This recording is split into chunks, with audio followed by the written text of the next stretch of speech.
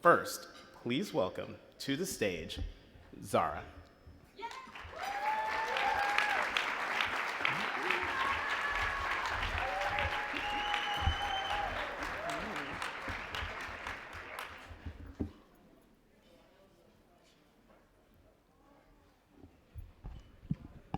Okay, good afternoon, everyone. As mentioned, my name is Zahra Wardrick. I use they, them pronouns, and I am beyond grateful, slightly nervous, and a little full to be with you all today. This is supposed to be a speech about SMYAL and how incredible their work is, which it is. But in the current state of the world, I can't help but bring the sad reality of COVID-19 into the room, as to neglect reality is a privilege that serves no one. I'm sure we've all heard the phrase social distancing more than we'd ever like to again. Despite its now negative connotation, I'd like us all to imagine it as synonymous with a phrase you've likely heard before: degree of separation, defined as a measure of social distance between people. The notion that you are a degree away from everyone you know, 2 degrees away from everyone they know, and so on. Until this year, I lived only 2 small degrees of separation away from SMYAL and the community they foster. At first, through my god-sibling, Arrow, who introduced me to SMYAL when they began participating in their programming in late middle school, early high school. As 2 young Black queer people, Arrow and I did our best to support one another through navigating adolescence and our identities. When I could not be there, or didn't have the right words, or knew just as little as they did, Arrow had the friends, mentors, and memories from their time with SMYAL to lean on. Later, I began to explore organizing in the DMV, where I found another degree of separation leading to SMYAL. I'd often hear them mentioned by organizers I admired, see their flyers shared on social media, and regularly referred to as a resource for anything from queer education, to binders, to social events to find other queer people. SMYAL seemed to keep finding its way back to me as a beacon of safety and celebration of all things queer and explorative of the like. Early this year, SMYAL and I came 1 degree closer, this time as an application call for their Youth Leadership Fellowship. Ty, the Community Engagement and Youth Leader Fellow, or Youth Leadership Manager, put some respect on their name, interviewed me and ultimately told me I wasn't selected. But despite that, was a joy who didn't interrogate me with qualifying questions. They engaged in conversation to understand who I was and why that made me want to work with SMYAL, rather than walking away feeling like just another applicant who lost out because someone was better than me. Ty reached out just a month or so later, asking if I'd be interested in leading a poetry workshop for SMYAL. They remembered me in their program planning, took the potential they saw in me and led with it. Thanks to SMYAL, I facilitated one of my first solo planned workshops with a dear friend.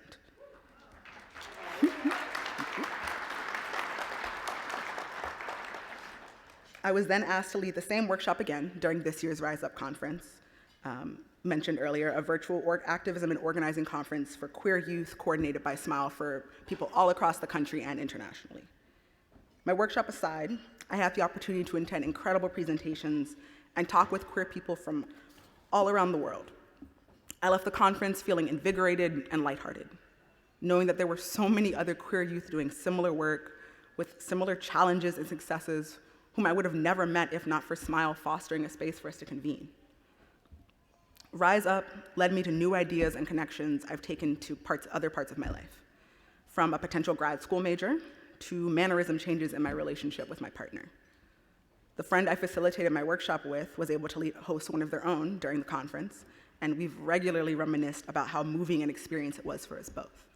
That is, to do something for other people when we can't even be in a room together without a barrier or a spatial limit.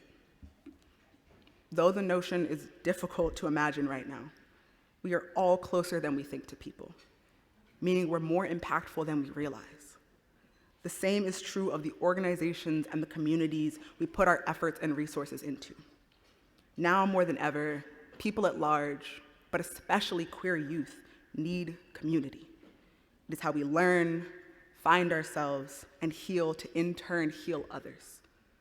If SMYAL were to only help, say, 100 queer youth in a month, they, by proxy, would have helped every friend, family member, and teacher that that young person goes forward to engage with. SMYAL has proven time and time again that a real community grows with its members, and what's more, can build essential relationships with the proper support. If anything is taken away from today, I hope it's that being socially distant doesn't mean we don't have people with us, but rather that what we do with those limitations,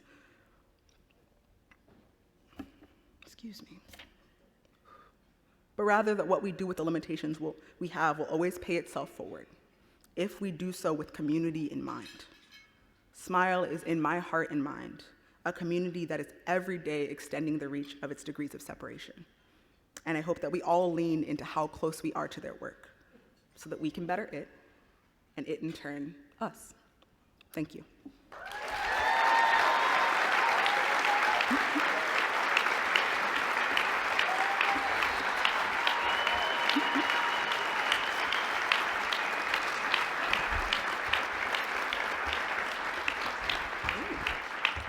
So, as I mentioned, I was able to host a poetry workshop through SMYAL entitled Representing, Writing Ourselves into Existence.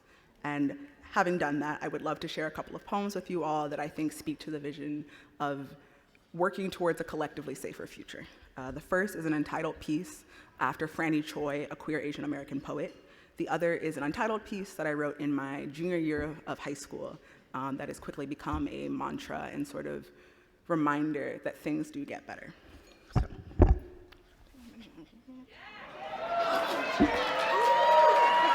Testing.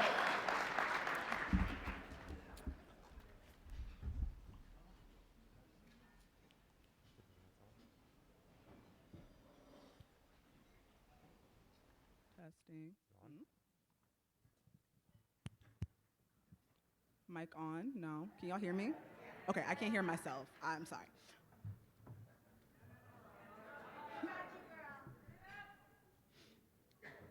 By the time the apocalypse began, all the bells had rung themselves ragged.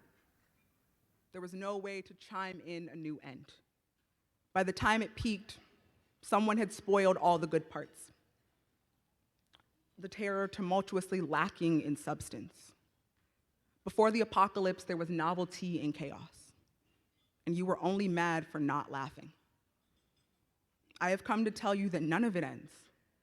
No one has ever said the apocalypse comes in a past tense. It is sedated, put away until it suits itself a forthcoming, dawns a new terror to tread about in. There is no ease to the future. And I want an excuse to change anything. I want to come as I please. I want to leave before I am forced out of myself. I want to find home. It's funny.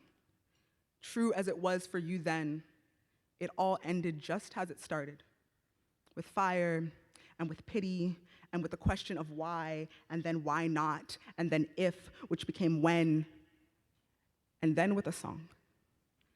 And joy was loud and something to be attained. So we held each other. Like everyone else, I want to live and have lived, to own a part of me I did not first borrow. I want to call myself a name not earned, but unearthed, rooted in all the things that keep me here. There is no ease to the future, but there is space now. So filled, yet so expansive. Everything is ours because we own none of it. Breathe. Just breathe. Lungs are meant to collapse in time with the stars, so do not rush them. Do not further destroy your galaxy. Pain will only travel at the speed of sound, and silence will be its destination. And what a beautiful thing silence is. Float until you find a universe worthy of you. Bask in its warmth until you become a sun which the cold feels abandoned by, only pulls close what it wants. A lesson to learn from black holes, and those too will clear from your vision. This will take time. Patience is a virtue even in the vastness of this space. Remember what lies ahead of you just as much as what tethers you to this life. You will find home again. Atmospheric, or otherwise. Breathe. Thank you.